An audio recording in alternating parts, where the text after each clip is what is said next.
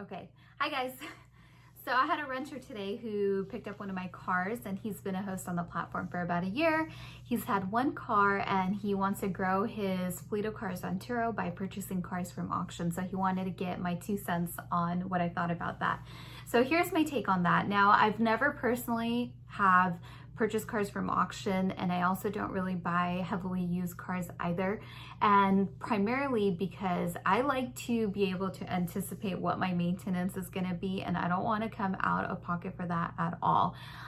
That's just not an expense that I want to take on, nor do I think that that's an expense that could really fit into this type of business model.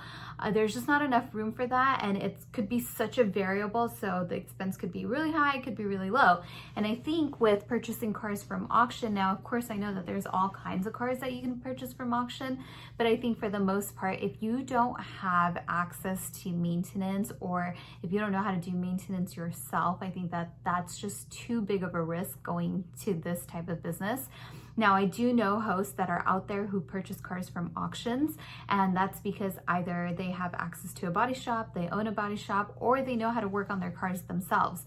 So, for that, I think you definitely have to understand tires, you need to know how to do brakes and rotors, you need to know how to do oil changes, so that all that stuff is really cost effective for you.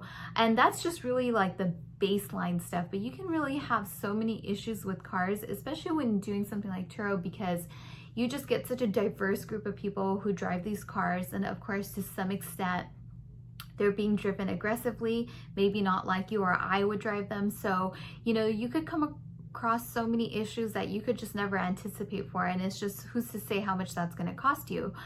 Just for example, today I had one of my 2 Series BMWs, which I have 2 of, and I've never had any issues with them.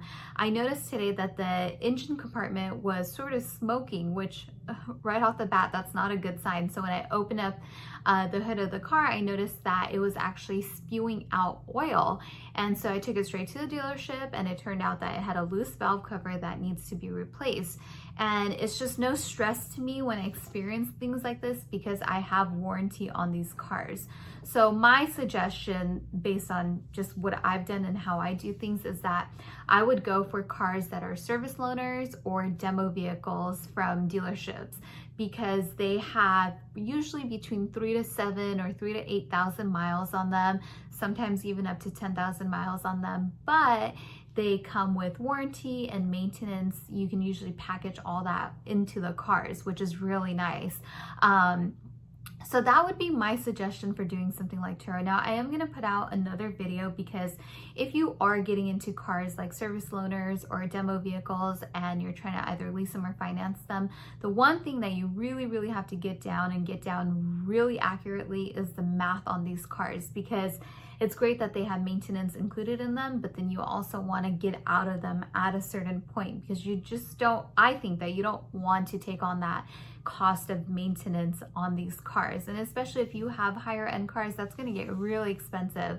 I think just overall with cars, a lot of funky things can happen. It can be such a big variable. So I would not recommend, if you're thinking about Turo, getting into cars where maintenance is going to be a variable for you, because that could literally just totally demolish your bottom line revenue, and this all could just not be worth it by having one major problem on a car that's not included in warranty or maintenance.